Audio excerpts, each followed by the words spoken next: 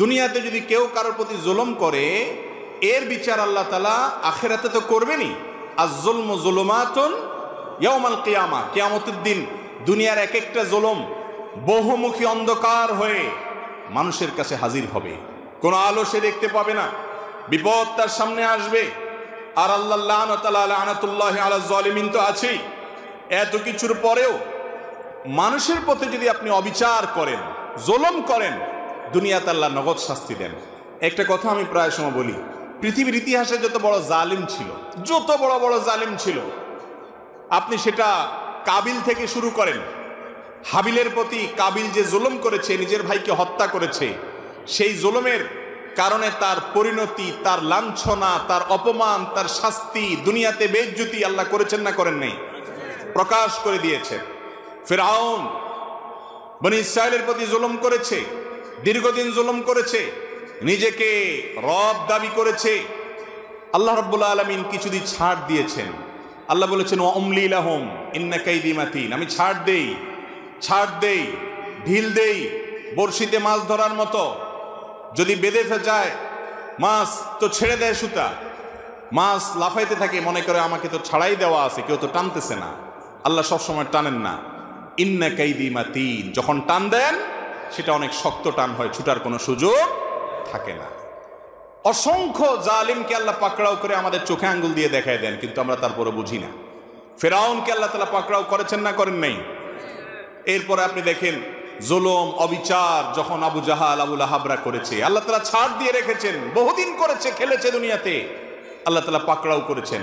কাউকে একটু পরে ধরেন, কাউকে একটু আগে দেন। ইমানদারদের ইমানের পরীক্ষা করেন, কিন্তু চূড়ান্ত পরিণতিতে জালেম জুলুম করে হাসতে হাসতে দুনিয়া থেকে চলে যাবে, কোনো বিচার হবে না। একজন জালিমের ক্ষেত্রে এটা কোনোদিন সম্ভব হয় নাই, হবে না, হয় নাই এবং হবে না। নবী সাল্লাল্লাহু আলাইহি ওয়াসাল্লামের ওয়াদা, জুলুম, অবিচার, অত্যাচার, লুণ্ঠন এবং দুঃশাসন, অপশাসন, মানুষের প্রতি মানুষকে কষ্ট দেওয়া, এই কাজগুলো যারা করে আল্লাহ তাআলা তাদেরকে দুনিয়াতে শাস্তি দেন, আখিরাতটা তো আছেই। প্রিয় ভাইরা আমার, আমরা প্রত্যেকে যদি নিজের হিসেবটা করি যে আমি আমার অধীনে কার প্রতি জুলুম করার মতো আছে। ইয়াং মানুষ 2-4-5 বন্ধু মিলে হোটেলে খাইতে গেছেন, মেসিয়ারকে ডাক দিচ্ছেন, টোনটা কি থাকে তখন বলেন? টোন থাকে তখন ধমকের টোন। এই চা নিয়ে আসো। আরে কতক্ষণ বললাম, এখনো সময় হয় না, কানে শোনো নাই? 2-4-5 জন একসাথে থাকলে গায়ে একটু গরম গরম লাগে, তাই না? বাসে উঠছেন 4-5 বন্ধু মিলে, বিশেষ করে যুবকরা, তখন শরীরে একটা ভাব আসে, তাই না? মানে তখন ধরাকে সরা মনে করেন, এরে ধাক্কা দিচ্ছেন, ওরে ধাক্কা দিচ্ছেন, কাউকে দেখার সময় নেই। হ্যাঁ, কন্ট্রাক্টর বেটারের ডাক দিচ্ছেন, টাকা যা দিচ্ছেন, বেচারা কিছু বলার সাহস নাই। কে আবার কি কোনো কথা বলবি নাকি? না ভাই, কোনো কথা নেই, যা তাহলে চলে যা। এরকম একটা ভাবসাব থাকে কি থাকে না? এগুলো কিন্তু সব জুলুম হচ্ছে। আপনি অবিচার করছেন, আপনি কষ্ট দিচ্ছেন, অন্যায় আচরণ করছেন, গায়ের জোর দেখাচ্ছেন, বন্ধু কয়েকজন মিলে গেছে, শরীরে ভাব চলে আসছে। এরকমগুলো আমাদের মধ্যে আছে না নাই? এই একই যুবক যখন একা একা চা দোকানে যায়, তখন কিন্তু বিড়ালের মতো বলে, মামা 1 কাপ চা দেন। ঠিক না বে ঠিক? ওই যুবকই যখন একা একা বাসে ওঠে, তখন আস্তে করে ভাঁটা ঠিকঠাক মতো দিয়া ভদ্রলোকের ছেলের মতো দাঁড়ায় থাকে, ঠিক না? যখন 5-6 দোস্ত সাথে থাকে, তখন শরীরে ভাব চলে আসে। এই ভাবের চোটে যৌবন কাল থেকে কত রিক্সাওয়ালা, কত চা দোকানদার, কত বাস কন্ট্রাক্টর, কত কাজের মানুষ, কত গরিব মানুষ, কত দুর্বল, কত অসহায়, কত মানুষকে ধমক দিয়েছেন, ধাক্কা দিয়েছেন, চোখ রাঙিয়েছেন, অপরাধ করেছেন, জুলুম করেছেন, গায়ের জোর দেখিয়েছেন। সবগুলো হিস্ট্রি যদি একত্র করা হয়, তো দেখবেন আমল নামার ভিতরে হাজার হাজার জুলুম ভরে আছে, ঠিক না বে ঠিক? জটিল একটা বিষয়, জটিল একটা বিষয়। ভাইরে, ইমানদারকে আল্লাহ রাব্বুল আলামিন বান্দার হকের ব্যাপারে অনেক সাবধান হতে বলেছেন, অনেক সাবধান, অনেক সাবধান। আপনি আল্লাহর 10টা হুকুমের নাফরমানি করেছেন, মাপ চেয়ে ক্ষমা পাবেন আশা করা যায়। একজন অসহায় মানুষের প্রতি জুলুম করেছেন, ধাক্কা দিয়েছেন, এটা মাপ পাবেন কিনা কিয়ামতের ময়দানে এই আশা খুবই ক্ষীণ। কারণ এটা আল্লাহর আদালতে আল্লাহ নিজে বিচার করবেন না, এটা চলে যাবে বান্দার কাছে। বান্দার কাছে আল্লাহ পাঠিয়ে দিবেন, সে কি বলে দেখো। আর সেদিন এমন একটা ব্যাপার হবে, একজন সাধারণ রিক্সাওয়ালাকে অযথা একটা ধাক্কা দিছেন, 5টা টাকা গায়ের জোরে কম দিছেন তর্কাতর্কি করার কারণে, ধমক দিয়ে একটা মানুষকে অবিচার করেছেন, সেদিন কিন্তু ওই রিক্সাওয়ালাকে যদি বলেন মামু বুঝি নাই তখন, অহংকারের চোটে করে ফেলছি, আজকে মাফ করে দাও, পাও ধরলেও কিন্তু মামু সেদিন মাফ করবে না। কারণ সেদিন সবার ইয়া নফসি ইয়া নফসি, শুধু আমল দরকার। একটা সওয়াব পেলে একটা কদম আগায় গেল, জাহান্নাম থেকে সরে গেল। ইয়াউমা ইয়াফিরুল মারউ মিন আখিহি ওয়া উম্মিহি ওয়া আবিহি, সেদিন বাপ থেকে, ভাই থেকে, স্ত্রী থেকে, একে অন্য থেকে পলায়ন করবে, সবাই ইয়া নফসি করবে, কেউ কাউকে ছাড়বে না। এই জন্য জুলুমের সমস্ত মামলা দুনিয়াতে সেটাকে ভ্যানিশ করে, ফিনিশ করে, নিষ্পত্তি করে তারপরে যেতে হবে ইনশাআল্লাহ। কারোর প্রতি জুলুম করবো না তো ইনশাআল্লাহ। যদি কখনো হয়ে যায়, মাপ চাওয়া শিখতে হবে।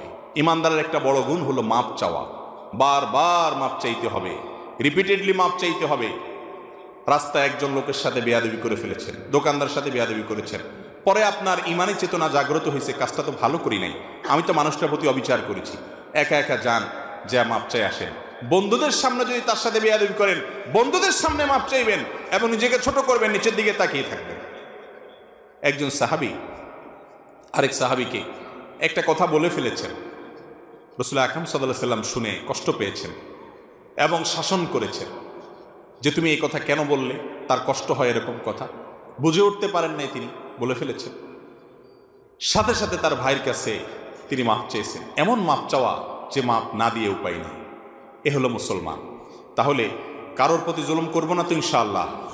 বিশেষ করে আল্লাহ তাআলা যাকে যতটুকু পাওয়ার দিছে, আমাদের সমাজে আমরা দেখি যার যতটুকু পাওয়ার আছে সে সেখানে তার পাওয়ারটা খাটায়, পাওয়ার খাটাইয়া সে অন্যায় করে, অবিচার করে, জুলুম করে। যে যতটুকু পারে, যাকে আল্লাহ যদ্দুর পাওয়ার দিছে সে তদ্দুর জুলুম করে। কেউ বড় জালেম কারণ সে বড় পাওয়ার হোল্ড করতেছে, কেউ ছোট জালেম কে সে কারণ সে ছোট পাওয়ার হোল্ড করতেছে, আর কারোর সাথে পারতেছে না, বইয়ের উপরে করতেছে। ঠিক না বে ঠিক? এটা অন্তত সবাই পারে, তাই না? অসহায় মানুষের প্রতি পারে। এগুলোর জন্য তওবা করবো তো ইনশাআল্লাহ। মনে রাখবো, একটি আচরণ খারাপ হবে, আল্লাহর কাছে পাকড়াও হবে। বারবার বলছি, ইমানদারের জন্য করণীয় কাজ, আপনি ইবাদত গুজার করলেন, জিকির আজকার, ওয়াজ শুনলেন, ওয়াজ করলেন, তেলাওয়াত করলেন, দান সদকা করেন, এগুলো ভালো কাজ করেন, কিন্তু আপনার দ্বারা উল্টাপাল্টা কি হচ্ছে, অপরাধ কি হচ্ছে, সেটা খেয়াল করেন। বহু নামাজি মানুষ আছে দেখবেন, নামাজ কালাম পড়ে, দায়িত্ব সবই আছে, কিন্তু আইল ঠেলে ঠিকই। ঠিক না বে ঠিক? আইল ঠেলে। তাইলে এই লোকটা বুঝতেই আসে না যে দিনদারি কি, তারে নামাজ কালাম থেকে জান্নাতে নিবে না, সে জানে না। সে জানে না বান্দার হক আল্লাহর হকের চাইতে অনেক ক্রিটিক্যাল, অনেক রিস্কি, এটার জন্য পার পাওয়া খুব কঠিন। এই আইল ঠেলার কারণে তার নামাজে তাকে জান্নাতে নিতে পারবে না, কুলাবে না। এই জন্য আল্লাহর হকের পাশাপাশি বান্দার হকের উপরে সচেতন হওয়া, কোনো মানুষকে জুলুম না করা। আবারও বলছি, পৃথিবীর ইতিহাসের কোনো জালিম তার বিচার পাওয়া ছাড়া দুনিয়া থেকে যায় না। আমরা অনেক সময় বুঝি না, এক একজনকে আল্লাহ এক একভাবে বিচার করেন। কারোর ভেতরে ত্রাসের সৃষ্টি করে দেন, ভেতরে ভেতরে জ্বলে পড়ে কয়লা হয়ে যায়, উপর দিয়ে বুঝার কোনো সুযোগ থাকে না। কিন্তু আল্লাহর আযাবের কথা নবীজি ওয়াদা করেছেন, এই ওয়াদা সত্য, মহাসত্য, ব্যতিক্রম হওয়ার কোনো সুযোগ নেই। জালেমের বিচার আল্লাহ করেন, করে থাকেন, কিয়ামত পর্যন্ত করবেন। এই জন্য জুলুম থেকে নিজেদেরকে বাঁচিয়ে রাখবো ইনশাআল্লাহ। কারোর হক নষ্ট করব? অনেক মানুষ আছে নামাজি কালামি সব ঠিক আছে, একবার টাকা ধার নিতে পারলে আর দেওয়ার কোনো খবর নেই, আছে না নাই? আর কোনোভাবে কেউ কাউকে চান্স পাইলেই হলো, ধাক্কা কিভাবে দেব, কিভাবে তাকে একটু ল্যাং মারবো, এই চিন্তা থাকে। কিন্তু আবার নামাজ কালামও পড়ে, কারণ হলো সে জানে না এই পাপ কত জঘন্য। আল্লাহ তাআলা আমাদেরকে বেঁচে থাকার তৌফিক দান করুন। নাম্বার 3, এরপরে প্রশ্ন হলো, এক মেয়ে তার স্বামীকে ডিভোর্স দিয়েছে, আমি সে মেয়েকে বিবাহ করেছি, অনেকে বলছে এই বিবাহ জায়েজ নাই, আমি তার সঠিক উত্তর জানতে চাই। কোন হিন্দু ব্যক্তি যদি আসসালামু আলাইকুম বলে, তবে তার জবাব কি দেওয়া উচিত? নাপাকি অবস্থা মৃত ব্যক্তিকে ভুলবশত জড়িয়ে ধরে কান্না করলে এর করণীয়? বিবাহিত পুরুষ ও বিবাহিত নারী জেনার কাজে লিপ্ত হয়, গ্রামের বিচারে টাকা জরিমানা করা হয়, সেই টাকায় সসপ্যান কেনা হয়, সেগুলো ধর্মীয় অনুষ্ঠানে রান্নার কাজে ব্যবহার করা হয়, সেই সসপ্যান বা পাতিলের রান্না করা খাবার খেয়ে ইমামতি করলে সেই ইমামের পিছনে ইক্তেদা করা যাবে কিনা? এত দূরে নিয়ে ফেলছেন মাসআলা। এটা তো ওই মাসালার মতো হয়ে গেল যে কোনো লোক যদি খারাপ কাজে জড়িত হয়, সেই লোক যদি মারা যায়, তাকে যদি কবর দেয়া হয়, তার লাশ পচে সার হয়ে সেই সার দিয়ে যদি কোনো গাছ হয়, সেই গাছ যদি ফল ধরে, সেই গাছের ফল খাওয়া যায় যাবে কিনা? এরকম মাসালা বলে কে জিজ্ঞাসা করছে? তো এরকম না গুড়ায় গাড়ায় মাসালা হয়ে গেল। আসলে আল্লাহ মাফ করুক, আমি এই প্রশ্নকারীকে বলতেছি না, বাকি অনেকে এরকম করে যে কোনো কারণে কোনো হুজুরের উপরে খেপা আছে, ইমাম সাহেবের বিরুদ্ধে একটু রাগ আছে, ওই রাগ ঝাল মিটার আর কোনো রাস্তা খুঁজে পায় না, এরকম ওই দূর থেকে আইনা হলে একটা মায়ের হুজুরে দেওয়া যায় কিনা। এটা অনেক সময় হয়, সবসময় হয় যে তা বলতেছি না, অনেক সময় হয়। এবার আসেন মূল মাসআলায় আসি। ভাইরা আমার, জেনা ব্যভিচার এগুলো তো যদি লিপ্ত হয় কেউ, তাহলে সেক্ষেত্রে তাদের জন্য কোনো অর্থদণ্ডের ব্যবস্থা ইসলাম রাখে নাই। কোনো প্রকার অর্থদণ্ড আরোপ করা যাবে না। এই জাতীয় অর্থদণ্ড শরিয়ার দৃষ্টিকোণ থেকে জায়েজ নাই। বহু গ্রাম্য সালিশে এই কাজ করা হয় যে ছেলে মেয়ে জেনা করছে, ধরা পড়ছে, তাহলে এবার গ্রাম্য সালিশে বিচার হয়, বিচার হয়ে এবার ঠিক আছে, তাহলে এবার দোনোজন 10,000 করে টাকা জমা দিয়ে দেখ, অথবা ছেলেটার কাছ থেকে আর টাকা নেওয়া হয়, নিয়ে ওইটা নিয়ে আপনি পাতিল কিনে রান্না করে মসজিদে মাদ্রাসায় দুমসে খাইলেন, এটা জায়েজ হবে না। আপনাকে শরীয়তে অধিকার দেয় নাই যে তার উপরে অর্থদণ্ড করবেন। জেনার নির্দিষ্ট শাস্তি আছে, সে শাস্তি আবার চাইলেই গ্রামের মোনাল্লা মাতব্বর শুরু করে দিবেন আর যে কেউ বিচার করা শুরু করে দিবেন, এত সহজ না। এই বিচারটা বিচারিকভাবে হতে হবে, যেন তেনভাবে যে কেউ আইন হালাতে তুলে নিতে বা বিচার করা শুরু করেন, তাহলে কি হবে? অনেক অবিচার হবে। বিচারের নাম বহু অবিচার হয় কি হয় না? একটা ভালো মানুষকে জেনার দোষে দোষী বানায় দিলেন, আর অনেক সময় একজন দোষী মানুষকেও নির্দোষ বানায় দিলেন, কারণ সবার হাতে হাতে যদি বিচারের ছড়ি দেওয়া হয়, তখন দেখা যাবে সেটার অপব্যবহার হবে। নবী করিম সাল্লাল্লাহু আলাইহি সাল্লাম একই সঙ্গে তিনি মদিনার শাসক ছিলেন, একই সঙ্গে তিনি প্রধান বিচারপতি ছিলেন। তিনি যখন কোনো বিচারিক আদেশ দিতেন, তখন বিচারের জায়গা থেকে, বিচারকের জায়গা থেকে তিনি দিতেন। অতএব আইন যদি সবাই হাতে তুলে নেয়, তাহলে আপনাকে আমি খুন করব, আপনি আমারে খুন করবেন কেন? আমার দৃষ্টিতে আপনারে খুন করা জায়েজ, আপনার দৃষ্টিতে আমারে খুন করা জায়েজ, দুনিয়াতে মানুষই তো টিকবো না আর। তাইলে এই জন্য সবাই বিচার যার যার মতো হাতে তুলে নিতে পারেন না। বিচ্ছিন্ন কোনো বিষয়, কেউ এমন কোনো অপরাধ করেছে, মানুষের রোষানলে পড়েছে এবং সেই কারণে কোনো দুর্ঘটনা ঘটেছে, সেটাতেও যদি সীমালঙ্ঘন হয়, সেটা বিচার্য বিষয়। কিন্তু সচরাচর এই যে জেনার বিচারের নামে গ্রামাঞ্চলে যেটা হয়, সালিসি বিচারের মাধ্যমে, এখানে অর্থদণ্ড আরোপ করা জায়েজ নাই, জায়েজ নাই। অতএব এটা খাওয়া বা এটা ভোগ করাও কি হবে না? জায়েজ হবে না। যেসব পুরুষদের সাথে দেখা দেওয়া জায়েজ নাই, অর্থাৎ গায়রে মাহরাম, তাদেরকে বেগানা মহিলা যদি সালাম দেয়, সেটা জায়েজ আছে কিনা? আর যদি কোনো মহিলা সালাম দেন কোনো বেগানা পুরুষকে, তাহলে তার উত্তর নেওয়া যাবে কিনা? ভাইরা আমার, পুরুষ পুরুষকে সালাম দিবে, মহিলা মহিলাকে সালাম দিবে, কোনো সন্দেহ নাই। পুরুষ মহিলাকে, যদি পরিবারের মহিলা হয়, অর্থাৎ মাহরাম মহিলা হয়, মা বোন স্ত্রী, তাদেরকে সালাম দিবে। আবার মহিলারাও পুরুষদেরকে সালাম দিবে, মাহরাম পুরুষ হলে মা ছেলেকে সালাম দিবে, স্ত্রী স্বামীকে সালাম দিবে, বোন ভাইকে সালাম দিবে, কোনো সমস্যা নাই। যদি পুরুষ আর মহিলা গায়রে মাহরাম হয়, অপরিচিত হয়, যাদের সাথে পর্দার বিধান প্রযোজ্য, এরকম যদি হয়, তাহলে সেক্ষেত্রে সালাম দিবে কিনা? তো এটার উত্তর হলো, সাধারণ বিধান হলো এক্ষেত্রেও সালাম দিবে, যদি ফিতনার ভয় আশঙ্কা না থাকে। আল্লাহ রাব্বুল আলামিন নারীদের কণ্ঠে বিশেষ কোমলতা দিয়েছেন, এবং সেই কোমলতার কারণে অনেক পুরুষ, বিশেষ করে যাদের দিল যত বেশি রুগ্ন হয়, তাদের মনে তত বাজে কল্পনা, যাতে জল্পনা, বাজে চিন্তা আসে, এবং অনেক সময় ফিতনার দিকে চলে যায়, কথাবার্তা হয়, আলাপ সালাপ হয়, এরপরে হতে হতে আস্তে আস্তে দেখা যায় আরো অনেক হারামের দিকে মানুষ চলে যায়। এরকম আশঙ্কা যদি থাকে, তাহলে নারী পুরুষ একে অন্যকে এভাবে সালাম দিবে না। যদি দেয়, তাহলে মনে মনে জবাব দিবে, যদি জবাব জোরে দিলে ফিতনার ভয় থাকে। বাকি সাধারণ অবস্থাতে জবাব দিতে পারবে। আল্লাহ কোরআনে বলেছেন, ওয়াকুলনা কাওলাম মারুফা, মেয়েরা তারা কথা বলবে, স্বাভাবিক কথা বলতে পারবে, কোরআনের আয়াত থেকে বোঝা যায়। তো এই স্বাভাবিক কথার মধ্যে সালামও থাকে। এটা সাধারণভাবে যদি বলা হয়, কণ্ঠের মধ্যে বিশেষ কোমলতা সৃষ্টি করা না হয়, বিশেষ কোনো কৃত্রিমতা সৃষ্টি করা না হয়, কণ্ঠের মধ্যে বিশেষ ধরনের আকর্ষণীয় করে ওইটা যদি উপস্থাপন করা না হয়, নর্মালি এটা জায়েজ আছে। ফিতনার আশঙ্কা থাকলে এটা করাকে অনেক ইমামগণ, ওলামায়ে কেরাম মাকরুহ বলেছেন। কথা কি বুঝাতে পারছি? অতএব বেগানা পুরুষ বেগানা নারী একে অন্যকে সালাম যদি দেয়, ফিতনার আশঙ্কা নাই, জায়েজ আছে। কিন্তু ফিতনার আশঙ্কা আছে এরকম হলে, অর্থাৎ আপনার মনে বাজে চিন্তা আসতে পারে, একটা ইয়াং মেয়ে, ইয়াং ছেলে নির্জন জায়গা বা পরবর্তী তাদের সাথে পরিচয় হতে পারে, কথা সামনে বাড়তে পারে, এবং এই সাউন্ডের কারণে, ভয়েসের কারণে নিজেদের মধ্যে মনে বাজে জল্পনা কল্পনা আসার আশঙ্কা আছে, তাহলে সালাম না দেওয়াই উত্তম। যদি দেয়া হয়, আপনাকে একটা মেয়ে সালাম দিছে, আপনি জবাব দেওয়াটাকে বিপদের কারণ মনে করছেন, আপনি মনে মনে জবাব দিবেন। অনেকে এই সমস্ত কথা শুনলে মনে করে এত হিসাব নিকাশ করে দুনিয়াতে চলা যায় নাকি? ভাই, জান্নাত প্রত্যাশী মানুষকে এর চেয়ে বেশি হিসাব করা লাগে। আর যার জান্নাত জাহান্নাম নাই, যার আল্লাহ নাই, যার আল্লাহর প্রতি ঈমান নাই, যে শয়তানের কথা মতো চলে, ও তো নফসের গোলাম, তার খেয়াল খুশি মতো যা খুশি সে করে। আমাদের প্রতিটা পদক্ষেপে চিন্তা করতে, আর এটা একজন নারীর প্রতি সম্মান প্রদর্শন, যে একজন নারী তার ব্যক্তিত্ব, তার সম্ভ্রম, তার ইজ্জত যাতে কোনো পুরুষ মনে মনে বাজেভাবে তাকে নিয়ে খারাপ চিন্তা করে জেনা করতে না পারে, নিকৃষ্ট চিন্তা তাকে নিয়ে যেন করতে না পারে, ইসলাম তার জন্য সব ব্যবস্থা রেখেছে।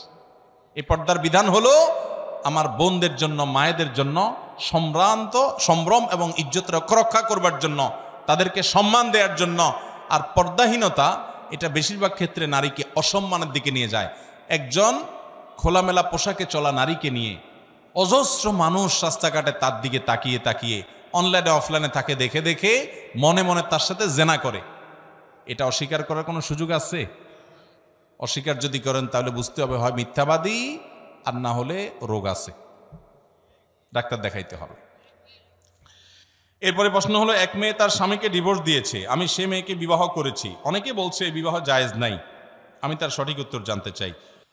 দেখুন, প্রথম কথা হলো, ডিভোর্সি মেয়ে বিয়ে করা বা স্বামী পরিত্যক্ত মেয়ে বিয়ে করা এটা তো শুধু জায়েজ না, ওই মেয়েকে উপকার করার উদ্দেশ্যে করলে তো সেটা সওয়াবও হতে পারে। কিন্তু কথা হলো যে ডিভোর্সটা শরীয়ত অনুযায়ী হয়েছে কিনা। কারণ কোনো নারী তিনি নিজের স্বামীকে তালাক দিতে পারেন না নর্মালি, কিন্তু অর্পিত তালাক যদি দেওয়া থাকে, বাংলাদেশের প্রচলিত কাবিননামার 18 নম্বর কলামে যে লেখা আছে, যদি স্বামী তার স্ত্রীর প্রতি জুলুম করে, ভরণ পোষণ না দেয়, এটা করে সেটা করে, তাহলে সেক্ষেত্রে সে নিজের প্রতি নিজে তালাক গ্রহণ করিতে পারিবে। ওইটা যদি ফিল আপ করা থাকে, ওখানে যদি সই করা থাকে স্বামী স্ত্রীর, বিশেষ করে স্বামীর, তাহলে সেক্ষেত্রে অর্পিত তালাকের পাওয়ার স্বামীর উপরে স্ত্রী নিজের উপর নিজে প্রয়োগ করতে পারে, নিজের উপর নিজে প্রয়োগ করতে পারে। কোনো স্ত্রী যদি বলে স্বামীকে, তোমাকে আমি তালাক দিলাম, কিয়ামত পর্যন্ত বললেও তালাক হবে না। সে যদি বলে আমার নিজের প্রতি নিজে তালাক গ্রহণ করলাম, ওই অর্পিত তালাকের পাওয়ার বলে, যদি পাওয়ার দেওয়া থাকে আর যে শর্তে পাওয়ার দেওয়া, সেই শর্ত যদি পাওয়া যায়, বহু যদির পরে সেটা হতে পারে। এই জন্য ফতোয়া বোর্ডে গিয়ে, মুফতিদের কাছে গিয়ে এই তালাক হয়েছে না হয় নাই আগে পুঙ্খানুপুঙ্খ যাচাই করে তাহাকি করে ফতোয়া নেবেন, তারপরে এবার চিন্তা করবেন। এরকম যদি তালাক সত্যি হয়ে যায়, তাহলে ডিভোর্সি মেয়ে তাকে বিবাহ করলে, বিশেষ করে তার প্রতি জুলুমের কারণে সে অসহ্য হয়ে যদি সেখান থেকে বিচ্ছেদ হয়ে আসতে হয়েছে, এরকম হয়, তাহলে সেক্ষেত্রে তার উপকার করতে গিয়ে, সহায়তা দেখাতে গিয়ে আপনি বিয়ে করলে সেটা ভালো। কিন্তু সহায়তা দেখাতে গিয়া কয়দিন পরে যেন তার প্রতি আবার বিতৃষ্ণ হয়ে অন্য পথে গিয়ে তার প্রতি অবিচার আর যেন না করেন, সেটা খেয়াল রাখেন। অতএব এটা জায়েজ আছে। সাহাবায়ে কেরাম বহু ডিভোর্সি মেয়েকে বিয়ে করেছেন। নবী করিম সাল্লাল্লাহু আলাইহি সাল্লাম তার স্ত্রীদের মধ্যে বেশিরভাগই এরকম ছিলেন যে তাদের পূর্বের স্বামী ছিল, হয় স্বামী মারা গেছেন কিংবা তাদের সাথে বিচ্ছেদ ছাড়াছাড়ি হয়েছে। কোনো হিন্দু ব্যক্তি যদি আসসালামু আলাইকুম বলে, তবে তার জবাব কি দেওয়া উচিত? ভাইরা, ইসলাম আমাদেরকে অন্য ধর্মের মানুষদের সাথেও সৌজন্যতার শিক্ষা দেয়।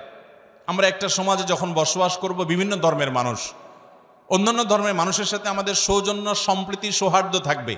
আল্লাহ তাআলা কোরআনে বলেছেন, লা ইয়ানহাকুমুল্লাহু আনিল্লাযীনা লাম ইউকাতিলুকুম ফিদ-দীন ওয়া লাম ইখরিজুকুম মিন দিয়ারিকুম আন তাবাররুহুম ওয়া তুকসিতু ইলাইহিম ইন্নাল্লাহা ইউহিব্বুল মুকসিতিন। যে সমস্ত ভিন্ন ধর্মের মানুষেরা, অন্যান্য ধর্মের মানুষেরা যারা মুসলমান না, তারা যদি তোমাদের উপরে যুদ্ধ চাপিয়ে না দেয়, তোমাদের দেশ থেকে বের করে না দেয়, সহাবস্থান করে, তাহলে সেক্ষেত্রে তাদের প্রতি ন্যায়নিষ্ঠ আচরণ করতে আল্লাহ নিষেধ তো করেনই না, বরং ন্যায়নিষ্ঠ আচরণকারীকে আল্লাহ ভালোবাসেন। তাহলে তাদের সাথে ন্যায়নিষ্ঠ আচরণ করতে হবে। এখন সে আপনার সাথে কথা বলেছে, আপনি পাল্টা জবাব দিবেন। সে আপনার সাথে সুন্দর আচরণ করছে, আপনি অবশ্যই সুন্দর আচরণ করবেন। সে আপনাকে একটা কথা বলে অভিবাদন জানিয়েছে, আপনিও জবাব দিবেন।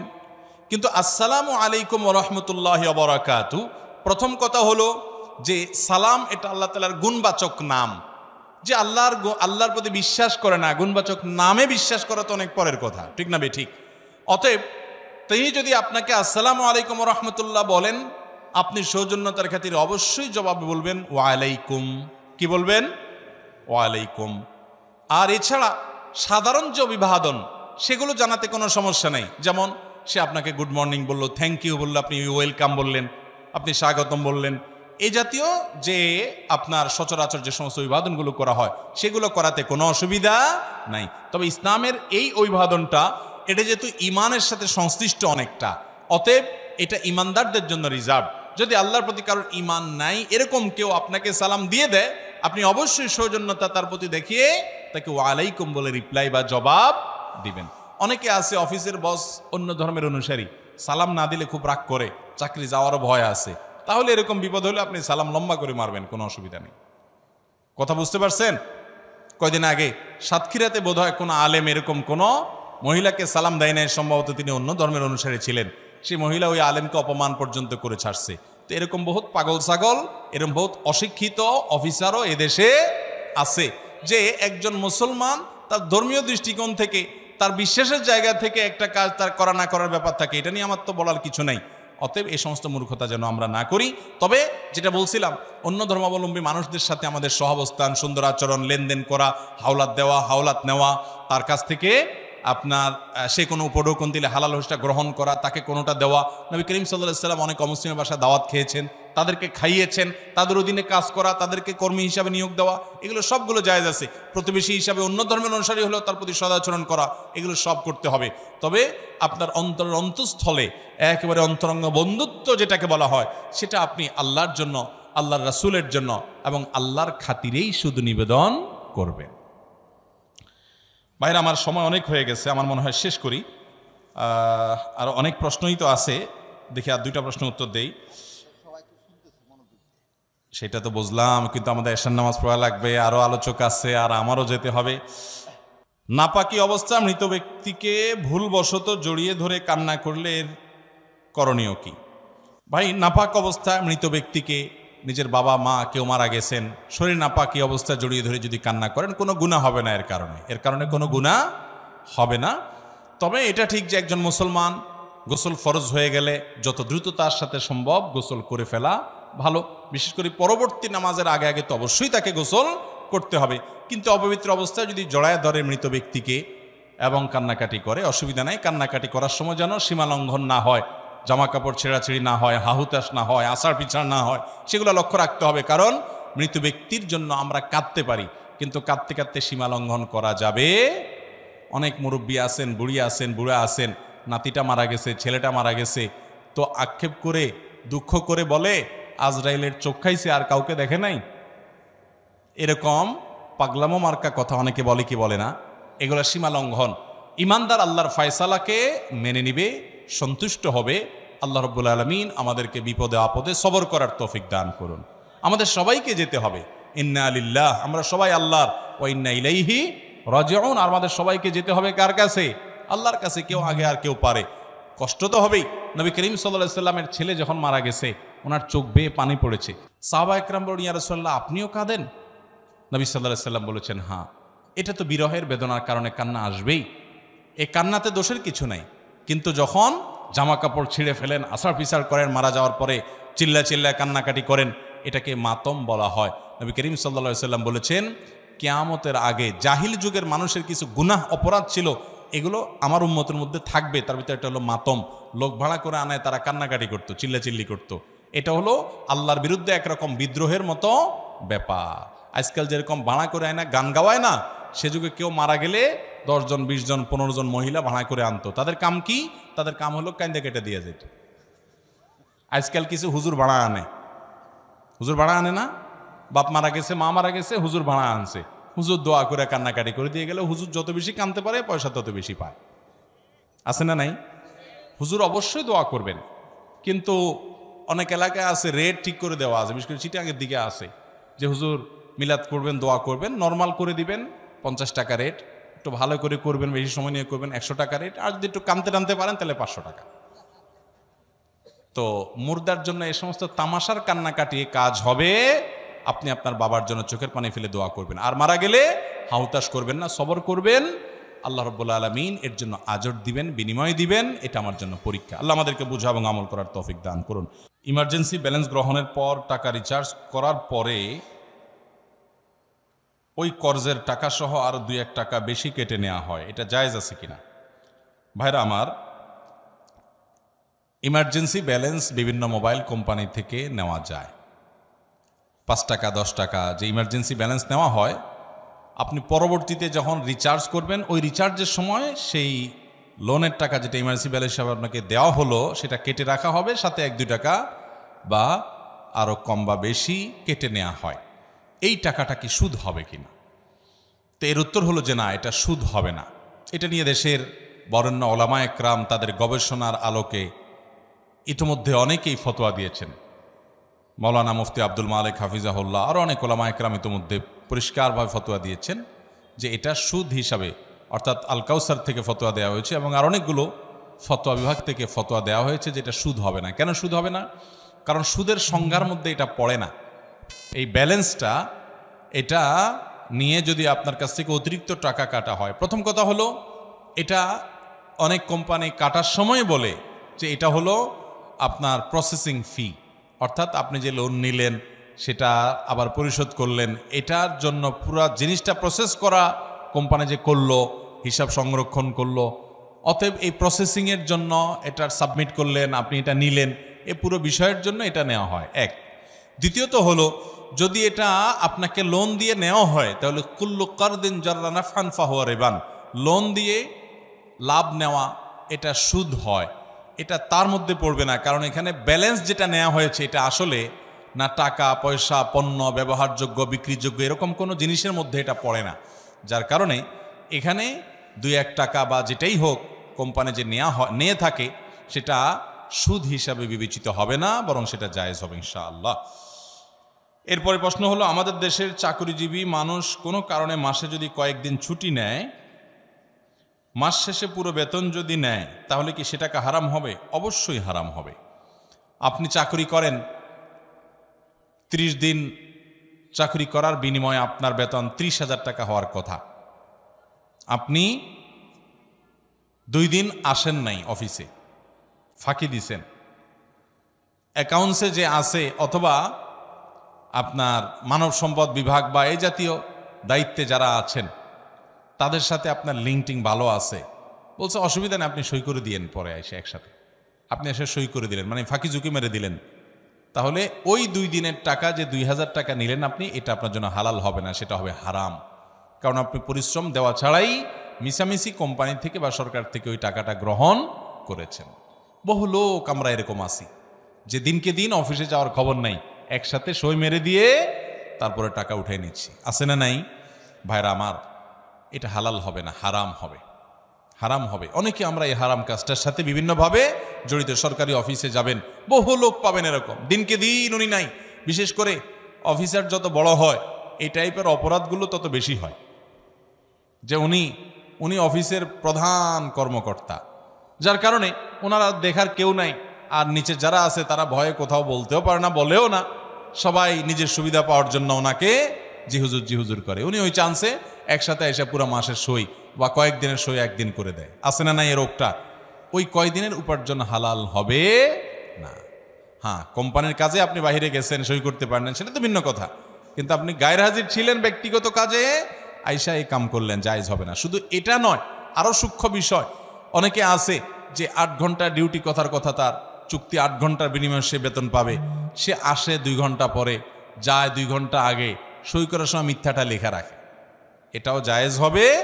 হ্যাঁ, যদি আপনি যার চাকরি করেন, কোন একটা প্রতিষ্ঠানে চাকরি করেন, আপনার মালিক, সে 2 ঘন্টা পরে আসেন, আধা ঘন্টা পরে আসেন, 20 মিনিট পরে আসেন, এটা সে অ্যালাউ করে, সে জানে এবং আপনাকে কিছু বলে না, সে মেনে নেয়, তাহলে ভিন্ন কথা, সেটা আপনার জন্য জায়েজ হতে পারে। বিশেষ করে সরকারি চাকরিতে এবং কোম্পানির চাকরিতে আপনি এরকম ফাঁকি ঝুঁকি দিয়া পরে আয়সা লেখা দিবেন আমি বরাবর 9টায় ঢুকেছি, আসলে আপনি 10টা 11টার দিকে আসছেন, এই মিশামিশি লিখলে ওই সময়ের বেতন হালাল হবে। ভাই, ইবাদতের স্বাদ পাবেন না যদি বেতন হারাম হয়, দোয়া কবুল হবে না যদি বেতন হারাম হয়। ওই মক্কায় গিয়া দোয়া করলেও হাদিসে আছে দোয়া কবুল হবে না, আন্না ইউস্তাজাবু লিযালিক, দোয়া কবুল হবে না যদি হারাম উপার্জন। হারাম উপার্জন এমন ডেঞ্জারাস জিনিস, আপনি আমল কম করেন, উপার্জনটা যেন হালাল থাকে সেই চেষ্টা করবেন ইনশাআল্লাহ। বহু তরুণ ভাইরা আছেন আমার, অনেক শিক্ষার্থী আছেন, পণ করেন, প্রতিজ্ঞা করেন যুবক ভাইরা যে ইনশাআল্লাহ আল্লাহ আমাকে কখনো কোনো একটা পর্যায়ে চাকরি বাকরি করার হালাল উপার্জন করার মাধ্যম যখন দিবেন, আমার প্রতিটি পয়সা টাকা টনটন করে বাঁচবে, হারাম এক টাকাও গ্রহণ করব না চেষ্টা করবেন তো ইনশাআল্লাহ। আল্লাহ তাআলা আমাদেরকে তৌফিক দান করুন।